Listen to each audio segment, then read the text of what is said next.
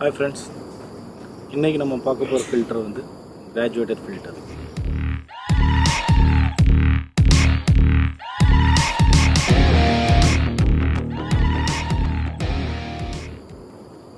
Last வீடியோஸில் நம்ம பார்த்துருப்போம் ND ஃபில்டர்னால் என்ன, போலரைஸ் ஃபில்டர்னால் என்னன்னு பார்த்துருப்போம். ஸோ இன்றைக்கி வந்து நம்ம வந்து பார்க்க போகிறது வந்து கிராஜுவேட்டட் ஃபில்டர். ஸோ இந்த கிராஜுவேட்டட் ஃபில்டர் அப்படின்னா என்னென்னா same thing like ND filter என்ன வேலை பண்ணுமோ அந்த வேலை தான் இதுவும் பண்ண போகுது. பட் இது என்ன பண்ண போகுதுன்னா பாதி வரைக்கும் தான் பண்ண போகுது. இப்போ என்ன எக்ஸாம்பிள்னா ND ஃபில்டர் நம்ம பார்த்தப்ப எப்படி இருந்துச்சு அப்படின்னா ஃபுல் அண்ட் ஃபுல் பிளாக்காக இருக்கும். ஸோ நீங்கள் உங்கள் லென்ஸில் ஃபிட் பண்ணதுக்கப்புறம் எவ்வளோ லைட்டு உள்ளே வரணுமோ, எத்தனை ஸ்டாப் ஆஃப் ND ஃபில்டர்ஸ் இருக்குதோ அத்தனை ஸ்டாப் ஆஃப் லைட்டு வந்து உள்ளே இருக்க அலோவ் பண்ணாதது. ஸோ அதனால் உங்களை ஷட்டர் ஸ்பீடை ரொம்ப கம்மி பண்ணி எடுக்க முடியும்.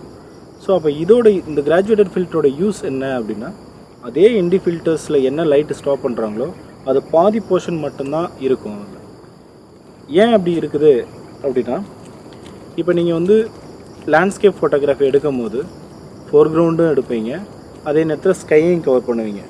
சம் சன்னி டேயில் போய் நீங்கள் பார்த்தீங்க அப்படின்னா ஏர்லி மார்னிங் சன்ரைஸ் இந்த டைமிங்லாம் நீங்கள் பார்த்தீங்கன்னா மேலே சன்னை நம்ம ஃபோக்கஸ் பண்ணும்போது ஃபோர்க்ரவுண்ட் பார்த்தீங்கன்னா பிளாக் ஆகிடும் நமக்கு. ஸோ அப்போ ஃபோர்க்ரவுண்டு நமக்கு வந்து நல்ல ஒரு எக்ஸ்போஸ் ஆகிருக்கணும். அதே சமயத்தில் அங்கே சன்ரைஸில் வர ஸ்கையும் வந்து எனக்கு வந்து ரொம்ப ஒயிட்டாக இருக்கக்கூடாது. எனக்கு வந்து ஸ்கையும் வந்து அந்த நேச்சுரலாக என்ன பார்க்குறோன்னா அந்த ஸ்கை கலர் வரணும் அப்படின்னு ஒரு நீங்கள் எதிர்பார்த்தீங்க அப்படின்னா அப்போ வந்து உங்களுக்கு வந்து கை கொடுக்க போகிறது வந்து கிராஜுவேட்டட் ஃபில்டர். இந்த கிராஜுவேட்டட் ஃபில்டர் இப்படி தான் இருக்கும். இதை க்ளோஸில் பார்த்தீங்கன்னா கீழெல்லாம் ப்ளைனாக இருக்கும், எதுவுமே இருக்காது. மேலே மட்டும் அந்த லைட் ஸ்டாப்பிங், எத்தனை ஸ்டாப்பிங் நீங்கள் வாங்குறீங்களோ அத்தனை ஸ்டாப் இருக்கும். ஸோ நான் வாங்கியிருக்கிறது இப்போதைக்கு பார்த்தீங்கன்னா 4 ஸ்டாப் தான் வாங்கியிருக்கேன். 10 ஸ்டாப் கூட வாங்கினீங்கன்னா இன்னும் ரொம்பவே நல்லாயிருக்கும் அவுட்புட் எடுக்கும் போது. ஸோ இந்த ஃபில்டர்ஸ், இந்த கிராஜுவேட்டட் ஃபில்டர்ஸ் யூஸ் பண்ணி நீங்கள் உங்கள் லென்ஸில் இப்படி ஃபிட் பண்ணீங்க அப்படின்னா, அப்போ இப்படி நீங்கள் லென்ஸில் இப்படி ஃபிட் பண்ணுறீங்க அப்படின்னா ஃபோர்க்ரவுண்டில் இருக்கிற அந்த எதை நீங்கள் ஃபோக்கஸ் பண்ணியிருக்கீங்களோ அது நார்மலாக இருக்கும். நீங்கள் மேலே பார்த்தீங்க அப்படின்னா ஸ்கை பார்த்தீங்கன்னா ரொம்ப பிரைட்டாக அந்த ஸ்கை வந்து அப்படியே உங்களுக்கு எத்தனை ஸ்டாப் நீங்கள் யூஸ் பண்ணுறீங்களோ அதுக்கு தகுந்த மாதிரி உங்களுக்கு வந்து லைட் வந்து டிம் பண்ணி கொடுக்கும். ஸோ அதனால் வந்து அந்த ஸ்கை வந்து ரொம்ப பிரைட்டாக இருக்காது, உங்களுக்கு நீங்கள் எதிர்பார்க்குற மாதிரி ரிசல்ட் வரும். ஸோ இது வந்து நம்ம வந்து எப்படி அச்சீவ் பண்ணலாம் அப்படின்னா HDRங்கிற ஒரு கான்செப்ட் மூலமாக அச்சீவ் பண்ணலாம். HDRயில் போட்டிங்கன்னா உங்களுக்கு 4-5 ஃபோட்டோஸ் எடுத்து அது மெர்ஜ் பண்ணும். ஸோ அதெல்லாம் வேணாம், 4-5 ஃபோட்டோஸ்லாம் வேணாம், எனக்கு இருக்கிற ஒரே ஷாட்டில் எனக்கு கரெக்டாக எடுக்கணும் அப்படின்னு ஃபீல் பண்ணிங்கன்னா இந்த ஃபில்டர் உங்களுக்கு வந்து ரொம்பவே யூஸ்ஃபுல்லாக இருக்கும். இதை எப்படி நம்ம வந்து யூஸ் பண்ண போகிறோம் அப்படின்னா, இந்த லென்ஸில் தான் இதை நம்ம ஃபிட் பண்ண போகிறோம். ஸோ அந்த லென்ஸில் ஃபிட் பண்ணுறதுக்கு ஒரு ரிங் கொடுப்பாங்க. இந்த மாதிரி ஒரு ரிங் ஒன்று இருக்கும், இந்த மாதிரி ஒரு ரிங் இருக்கும். இந்த ரிங்கை வந்து நீங்கள் வந்து லென்ஸ் முன்னாடி இந்த மாதிரி வச்சு ரொட்டேட் பண்ண வேண்டியதான். இந்த லென்ஸ் முன்னாடி வச்சு ரொட்டேட் பண்ணிதான். ஸோ உங்களுக்கு ரொட்டேட் பண்ணிங்கன்னா உங்களுக்கு வந்து இந்த மாதிரி ரிங் வந்து உங்கள் லென்ஸ் முன்னாடி இருக்கும். இப்போ ஸோ ரிங் முன்னாடி லென்ஸ் வந்ததுக்கப்புறம் அடுத்து நம்ம என்ன பண்ண போகிறோம் அப்படின்னா, இந்த கிளாம்ப் ஒன்று கொடுப்பாங்க. இந்த மாதிரி ஒரு கிளாம்ப் இருக்கும். ஸோ அந்த கிளாம்ப் என்ன பண்ணணும்னா நம்ம இந்த ரிங்கோட அவுட்டரில் வந்து இந்த மாதிரி ஃபிட் பண்ணிடணும். இப்போ உங்கள் லென்ஸில் வந்து இப்படி ஃபிட் ஆகிருக்கும். இப்போ இந்த கிளாம்ப் இருக்குது, இந்த ரிங் வந்து உங்கள் லென்ஸில் ஃபிட் ஆகிருக்கும். அது மேலே நீங்கள் ஒரு கிளாம்ப் போட்டிங்க. அதுக்கப்புறம் நம்ம என்ன பண்ண போகிறோம், இந்த ND ஃபில்டர் இங்கே வந்து இந்த கிளாம்பில் வந்து நிறையா ஸ்லாட் இருக்கும். அந்த ஸ்லாட்டில் வந்து நீங்கள் ஒரு ஸ்லாட்டில் வந்து நீங்கள் எத்தனை ஸ்டாப் வச்சுருக்கீங்களோ அத்தனை ஸ்டாப் ஆஃப் ND ஃபில்டர்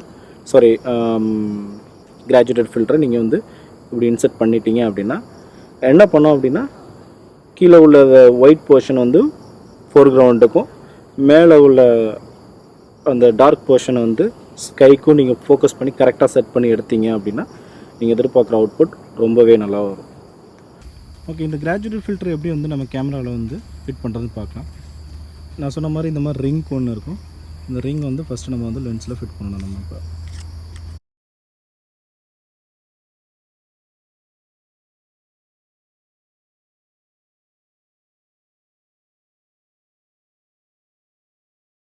இந்த ரிங் ஃபிட் பண்ணியாச்சு. ஸோ இந்த ரிங்க்கு மேலே என்ன பண்ண போகிறோம், நம்ம வந்து இந்த கிளாம்ப் ஆட் பண்ணுறேன். அந்த ஸ்லாட்டில் வந்து நான் இந்த மாதிரி கிராஜுவேட்டட் ஃபில்டர் போட்டாச்சு. ஸோ இப்போ இந்த ஸ்லாட்டை வந்து இந்த ரிங்கில் நான் ஃபிட் பண்ணுறேன்.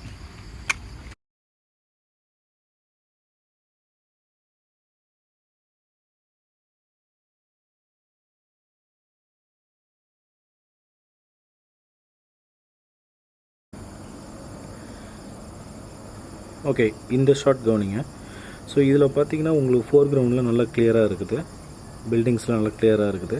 பட் பேக்ரவுண்ட் பாருங்கள், ஸ்கை பாருங்கள், ஃபுல் அண்ட் ஃபுல் ஒயிட் ஆகிடுச்சு. ஸோ இப்போ இதை எப்படி நம்ம வந்து கிராஜுவேட்டட் ஃபில்டர் மூலமாக எடுக்கலாம் அப்படிங்கிறது பார்க்கலாம்.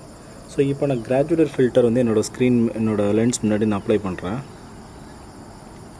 பாருங்கள்,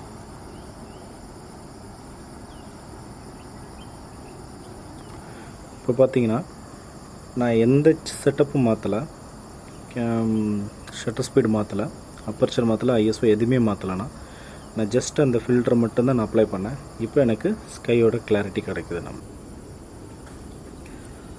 ஓகே, இந்த ஷாட் பாருங்கள். இதே இந்த ஷாட்டில் பார்த்தீங்கன்னா எனக்கு வந்து சன் வந்து ஒன்றுமே கிளியராகவே இல்லை, அங்கே ஃபுல் அண்ட் ஃபுல் பிரைட் ஆகிடுச்சு எனக்கு சன். அந்த இடத்துல எனக்கு வந்து அந்த சன் வந்து இன்னும் கொஞ்சம் டார்க்னஸ் கொஞ்சம் கம்மியாக இருந்தால் நல்லாயிருக்கும் அப்படின்னு தோணுது. ஸோ அப்போ நான் என்ன பண்ணுறேன், என்னோடய என்டி ஃபில்டரை நான் இப்போ தான் போடுறேன், சாரி கிராஜுவேட்டட் ஃபில்டர் போடுறேன்னா பாருங்கள்.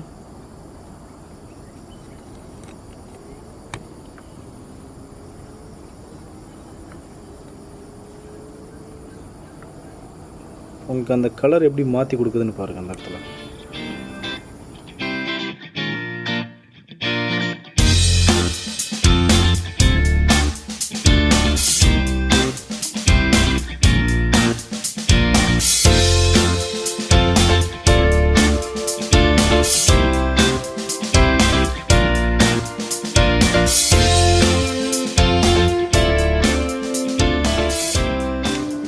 இந்த கிராஜுவேட்டட் ஃபில்டரில் லைட்டு ஸ்டாப் பண்ணுறதுக்கு மட்டும் அவங்க வந்து ஆப்ஷன் கொடுக்கல.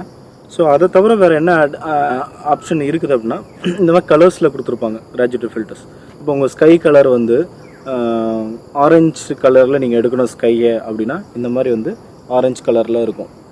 ஆரஞ்சு கலரில் பாதி இருக்கும், பாதி வந்து ஒயிட்டில் இருக்கும். ஒயிட் வந்து உங்களுக்கு ஃபோர் கிரவுண்ட்டு, ஆரஞ்சு கலர் வந்து ஸ்கையில் வச்சு கரெக்டாக நீங்கள் செட் பண்ணி எடுத்தீங்க அப்படின்னா உங்களுக்கு ஸ்கை வந்து ஆரஞ்சு கலரில் தெரியும். ஸோ இதே வந்து நீங்கள் வந்து ப்ளூ கலரில் வேணும்னாலும் ப்ளூ கலரில் இந்த மாதிரி ஃபில்டர் யூஸ் பண்ணி கரெக்டாக எடுக்க முடியும். ஸோ இதெல்லாம் வந்து ஒரு நேச்சுரலாக தெரியாது. பட் கொஞ்சம் நீங்கள் வந்து ஆர்டிஃபிஷியலாக கொஞ்சம் அதை வந்து க்ரியேட்டிவிட்டியாக ஏதாச்சும் ஆட் பண்ணணும்னு நினச்சிங்கன்னா நீங்கள் இந்த மாதிரி கலர்ஸ் ஆஃப் இதுவும் யூஸ் பண்ணிக்கலாம். கிராஜுவேட்டட் ஃபில்டரோட யூஸ் என்ன அப்படிங்கிறத இப்போ பார்த்துருப்பீங்க. நீங்களும் ட்ரை பண்ணி பாருங்கள், உங்களுக்கும் ரொம்ப பிடிக்கும். இந்த வீடியோ உங்களுக்கு பிடிச்சிருந்துச்சுன்னா லைக் பண்ணுங்கள், ஷேர் பண்ணுங்கள், கண்டிப்பாக மறக்காமல் சப்ஸ்கிரைப் பண்ணுங்கள். இதில் ஏதாச்சும் உங்களுக்கு இம்ப்ரூவ்மெண்ட்ஸ் தேவை அப்படின்னு நினச்சிங்கன்னா, இல்லை ரொம்பவே உங்களுக்கு இந்த வீடியோ ரொம்ப பிடிச்சிருந்துச்சுன்னா கொஞ்சம் கமெண்ட் பண்ணுங்கள். ஸோ இதெல்லாமே எனக்கு ஒரு சப்போர்ட்டாக இருக்கும் நெக்ஸ்ட் வீடியோ போடுறதுக்கு. தேங்க்யூ.